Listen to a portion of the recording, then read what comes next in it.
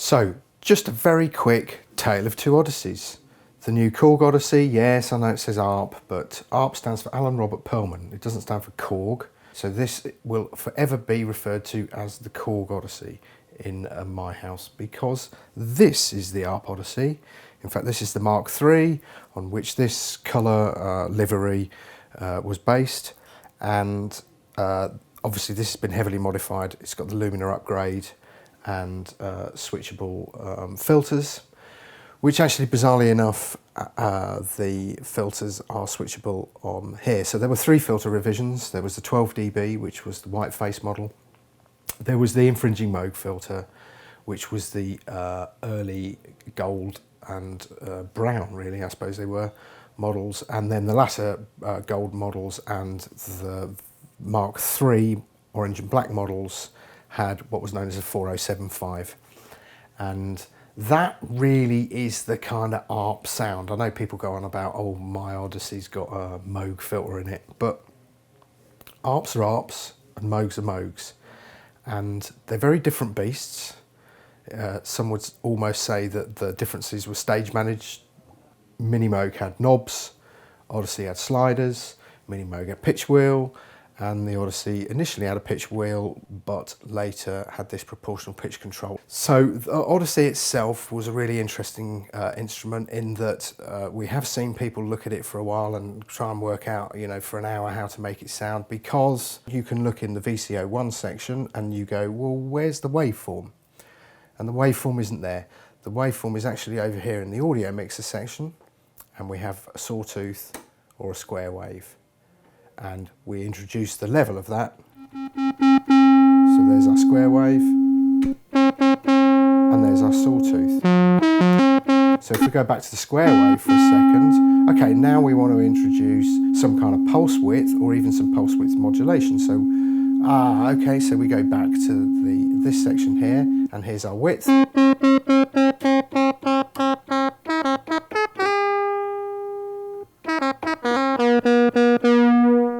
And if we want to modulate it, it will modulate via the LFO frequency. Now, there is only one LFO, and that has always been a limitation of the Odyssey.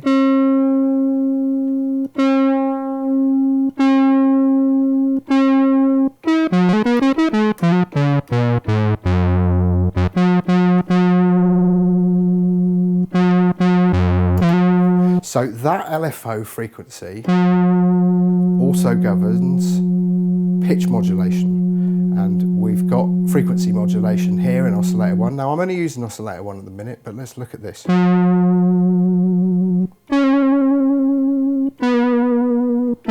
That's square. Let's just put it as a triangle.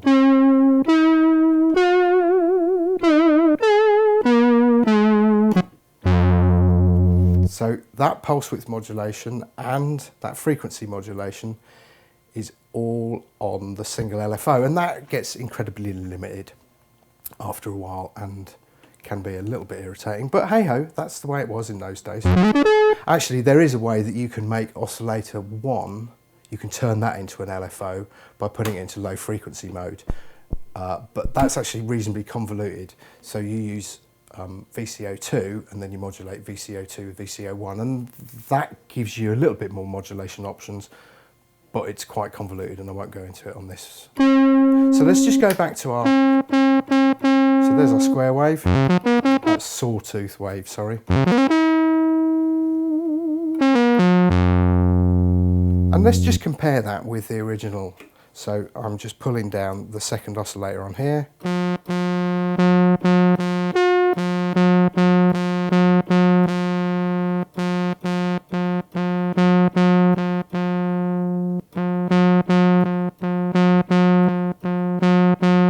It's not bad. I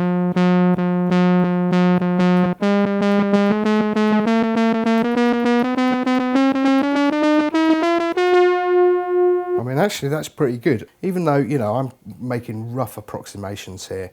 In fact, I've got a keyboard CV on there. Let's put that up there.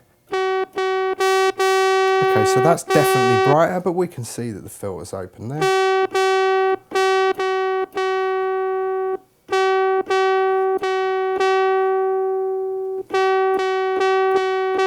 I mean, if you consider that I've got the frequency cut off just above this first notch here, and there it's just below the second. So, I mean,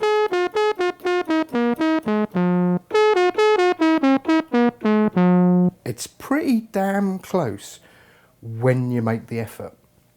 But for me, the really exciting part about this is that, the exciting thing about this is that this instrument, with all its foibles and all its character, gets introduced to a new generation.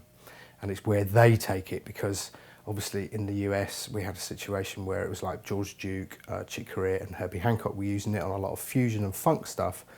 In the UK and Europe you had people like Billy Currie, John Fox, and who was the other bugger?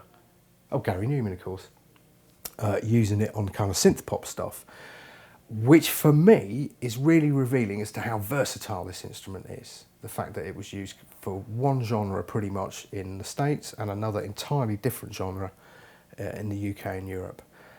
So there's a couple of trademark sounds that have come out of this.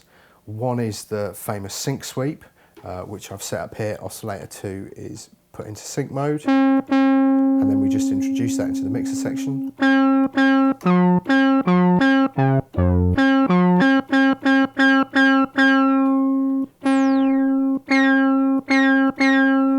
So let's compare that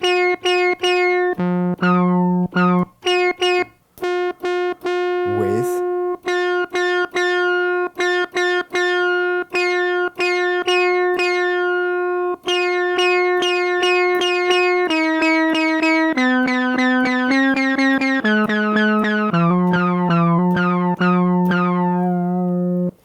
again, really, really close. The other sound that for me is absolutely critical, I'm going to take these both out of sync, is the ring mod and the duophonic nature of the instrument. Now, the duophonic means that you can play two notes at a given time, and the way this works is pretty straightforward. You play your first note, that's your first oscillator. Let's get rid of that.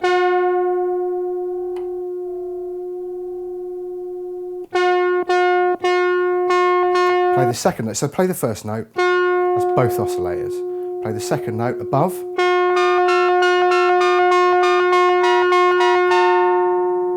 That's the second oscillator triggering, but also re-triggering the first when it's released. So play it the first note again, both oscillators.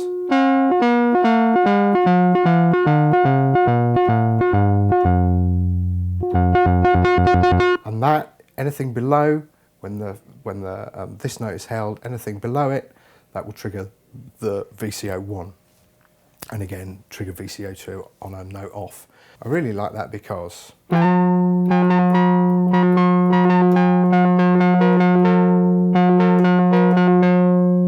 can just get some really, it just makes you think about things differently and play a little bit differently. One of the beauties about the duophonic mode is when you use it with the ring modulator. So I'm going to crank the ring mod up, I'm going to take both of these down.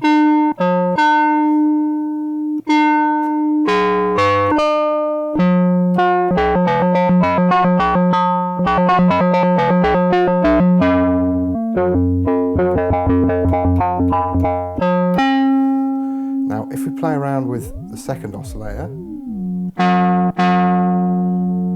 and it helps to get those in tune, and then drop them out. So only the ring mod's playing.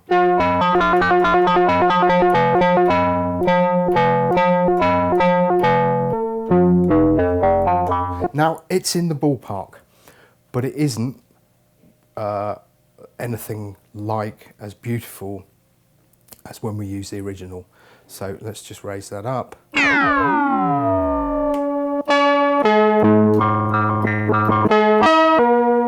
And then we're going to drop those down.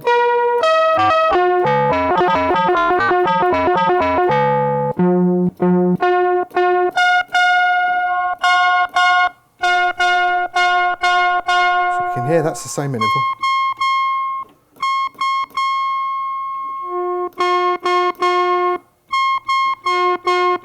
So we strip them out, just do the ring mod up, again do it there.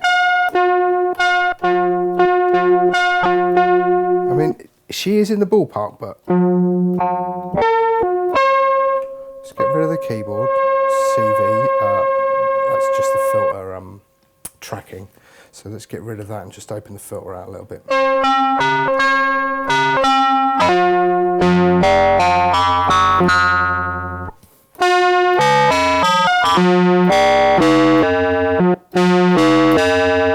Original.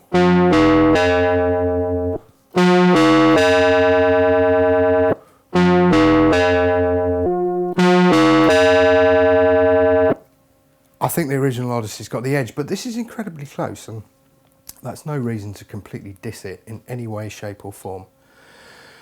And of course, if we go to the American way of things, let's go.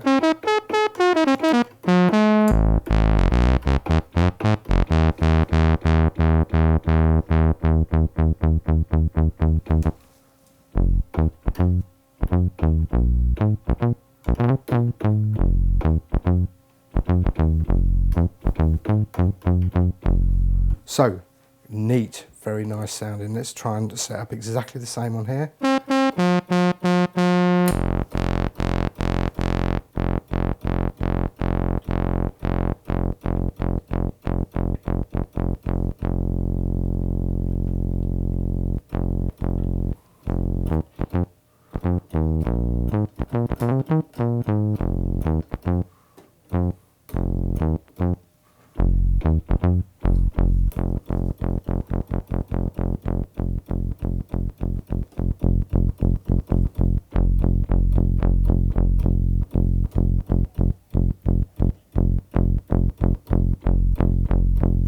It's pretty good.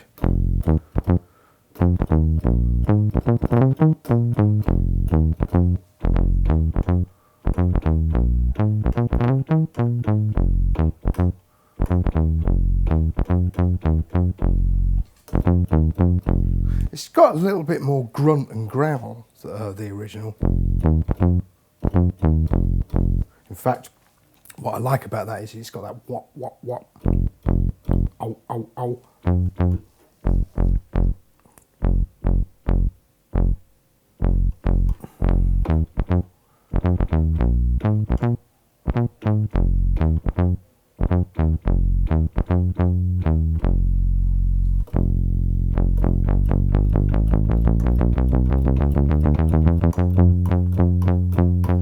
I mean, honestly, that's pretty damn close.